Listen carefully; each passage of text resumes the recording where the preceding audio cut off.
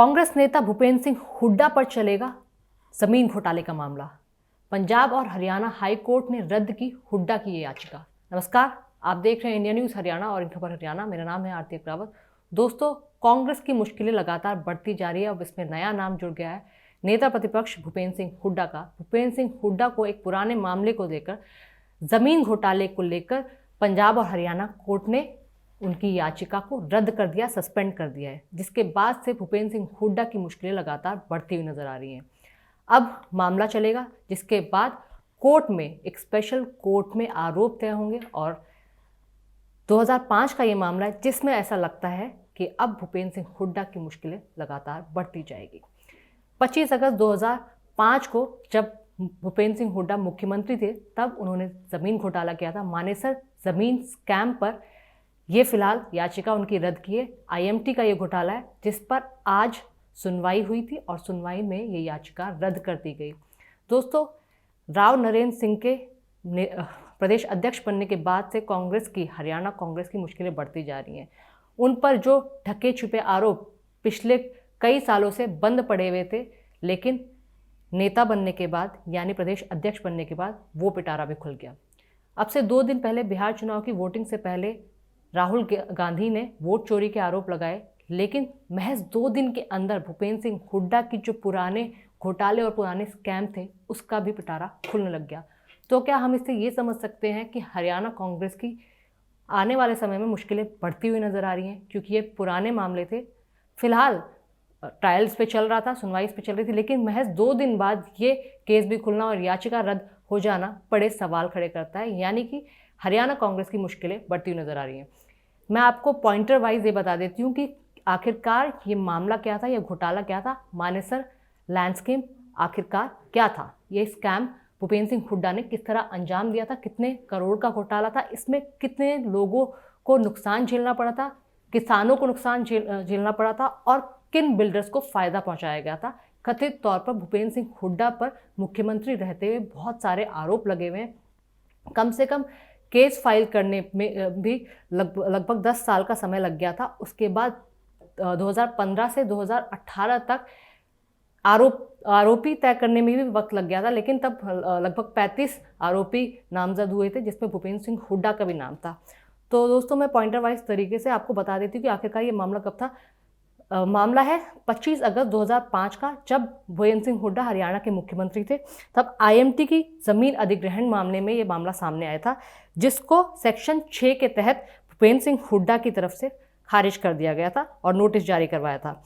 हुड्डा उस समय मुख्यमंत्री थे। मानेसर का जो एरिया है, IMT यानी इंडस्ट्रियल मॉडल टाउनशिप एरिया इसे कहा जाता है, जिसे 25 अगस्त 2005 को सेक्शन 6 के तहत नोटिस जारी करके वापस करवा दिया था। उसके बाद कम से कम इसमें 25 लाख रुपए प्रति एकड़ हुए अवार्ड के सेक्शन 9 का नोटिस जारी किया था, जिसके बाद से भूपेंद्र सिंह हुड्डा की मुश्किलें बढ़ रही थी। उस समय ये कहा था, सुप्रीम कोर्ट को इसमें दखल देना पड़ा था। सुप्रीम कोर्ट ने ये कहा था कि इस तरह के सेक्शन भूपेंद्र सिंह हुड्डा मुख्यमंत्री रहते हुए नहीं लगा सकते, लेकिन भूपेंद्र सिंह हुड्डा ने कथित तौर पर कुछ बिल्डरों को फ़ायदा पहुँचाने के लिए ये किया था। उसके बाद बिल्डर्स ने 400 एकड़ ज़मीन किसानों को औने पौने दामों में उनसे खरीदी, यानी कि किसानों को बहला फुसलाकर उनसे, जो ज़मीन के रेट ज़्यादा होने थे, लेकिन किसानों को बहुत कम दामों में से उनसे ज़मीन खरीद ली गई, बहला फुसलाकर, ऐसा कहा जाता है। ये आरोप लगाए गए। फिर उसके बाद साल 2007 में हुड्डा मुख्यमंत्री थे और सरकार ने उक्त 400 एकड़ ज़मीन का अधिग्रहण को मुक्त कर दी थी, लेकिन फिर भी हुड्डा बाज नहीं आए। इसमें किसानों को उस समय कम से कम 1500 करोड़ का नुकसान हुआ था। 2005 से 7 के वक्त में कम से कम 1500 करोड़ का नुकसान, बहुत बड़ा स्कैम। ये मानेसर लैंड स्कैम भारत के इतिहास में बड़े घोटालों में, लालू प्रसाद यादव का जो घोटाला था, फोटो घोटाला, उससे भी बड़ा घोटाला इसे कहा गया था। उसके बाद CBI ने साल 2015 में जांच शुरू की और सितंबर 2018 में हुड्डा समेत 34 आरोपियों के खिलाफ कम से कम 80 पेज की चार्जशीट दाखिल की थी, जिसके बाद से भूपेंद्र सिंह हुड्डा पर आरोप तय किए गए थे और CBI की विशेष अदालत इस मामले की सुनवाई की थी। लेकिन आपको ये भी मैं आपको बताना चाहती हूँ, आपके ध्यान में लाना चाहती हूँ, सुप्रीम कोर्ट ने मानेसर लैंडस्केप में CBI जांच के तब निर्देश दिए थे और उसके बाद अदालत ने ये पाया गया था कि अधिग्रहण प्रक्रिया को रद्द करने का तब के तत्कालीन सरकार यानी हुड्डा सरकार का फैसला, 2007 का फैसला, उसको दुर्भावपूर्ण बताया था और एक तरह से धोखाधड़ी वाला बताया था। सबसे बड़ी धोखाधड़ी एक मुख्यमंत्री की तरफ से, एक सरकार की तरफ से बताई गई थी।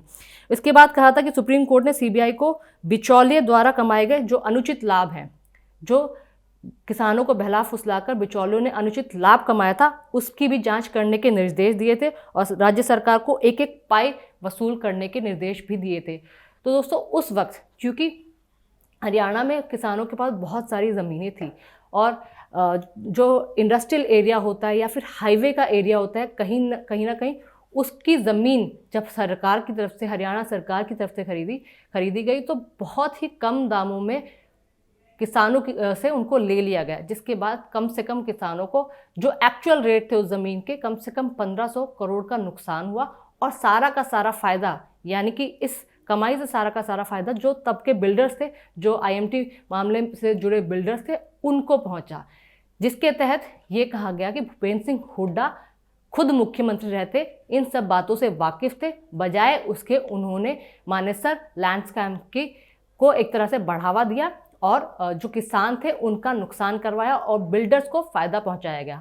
साथ ही ये कहा गया कि हो सकता है भूपेंद्र सिंह हुड्डा जो उनके साथ जो 34 अन्य आरोपी हैं, उन्होंने भी इस पूरे मामले से, मानेसर स्कैम से कुछ ना कुछ रकम की कमाई की हो। तो इस तरह के आरोप भूपेंद्र सिंह हुड्डा पर लगाए गए थे। साल 2005 25 अगस्त का यह मामला था, जिसके पास 2007 तक ये खरीद फरोख्त चली थी और 10 साल बाद जब भूपेंद्र सिंह हुड्डा मुख्यमंत्री नहीं थे, यानी कि बीजेपी की सरकार जब हरियाणा में बन गई थी, यानी मनोहर लाल उस समय मुख्यमंत्री थे, तब ये आरोप पूरे तय हुए थे। स्पेशल CBI की कोर्ट में ये मामला चला, जिसके बाद और ज़्यादा 3 साल लगे, यानी 2015 से 2018 तक 34 आरोपी एक तरह से कॉलम बनाने में लगे। फिर 2018 में भूपेंद्र सिंह हुड्डा के साथ ये 34 आरोपियों के नाम आए, जिसके बाद से ये केस लगातार बना हुआ था, चल रहा था। लेकिन हुड्डा की तरफ से पंजाब और हरियाणा हाई कोर्ट में याचिका दायर की गई थी, पिटीशन दायर की गई थी। लेकिन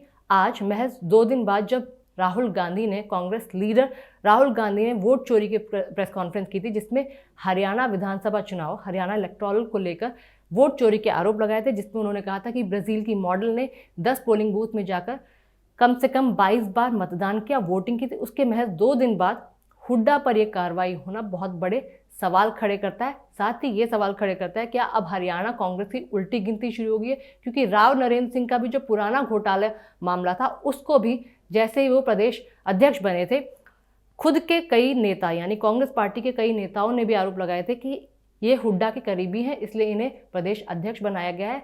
लेकिन अगर इनकी हिस्ट्री देखी जाए तो ये कई घोटालों में लिप्त नजर आते हैं। लेकिन अब एक दिन पहले बिहार इलेक्शन की वोटिंग हुई, लेकिन महज एक दिन बाद हुड्डा पर इस तरह की याचिका, उनकी रद्द होना, डिसमिस होना, सस्पेंड होना काफ़ी सारे सवाल खड़े करता है। क्या अब हरियाणा कांग्रेस में हुड्डा की भी उल्टी गिनती शुरू हो रही है? एक तरफ जहां हरियाणा कांग्रेस संगठन बनाने की बात कर रही है, संगठन मजबूत करने की बात कर रही है, नेता प्रतिपक्ष से लेकर CLP और प्रदेश अध्यक्ष बन चुके हैं और आए दिन हुड्डा खुद प्रेस कॉन्फ्रेंस कर रहे हैं और विपक्ष को मजबूत करने की बात कर रहे हैं। लेकिन ऐसे वक्त में हुड्डा पर पंजाब और हरियाणा हाई कोर्ट की तरफ से उनकी पिटीशन रद्द होना, सस्पेंड होना काफ़ी सारे सवाल खड़े करता है। तो दोस्तों, इस पर आपको क्या लगता है कि अब हरियाणा कांग्रेस की मुश्किलें बढ़ने वाली हैं? क्या भूपेंद्र सिंह हुड्डा अब मुश्किलों में घिरते हुए नजर आ रहे हैं? क्या राहुल गांधी के 2 दिन पहले जो प्रेस कॉन्फ्रेंस की गई थी, उसी का रिपरकशन है जो भूपेंद्र सिंह हुड्डा की ये याचिका रद्द की गई है? और साथ ही आप हमें ये भी बताइएगा कि 2005 का जो मामला था, उसमें से बहुत सारे लोग, आप लोग भी जुड़े होंगे, जिनके साथ ये धोखाधड़ी हुई थी, जिन्हें कई करोड़ों रुपए का नुकसान झेलना पड़ा था। तो आप लोग भी इन डिटेल कमेंट करके हमें बता सकते हैं कि किस तरह का घोटाला 25 साल पहले, 20 साल पहले ये भूपेंद्र सिंह हुड्डा की तरफ से अंजाम दिया गया था। दोस्तों बताइएगा जरूर। नमस्कार।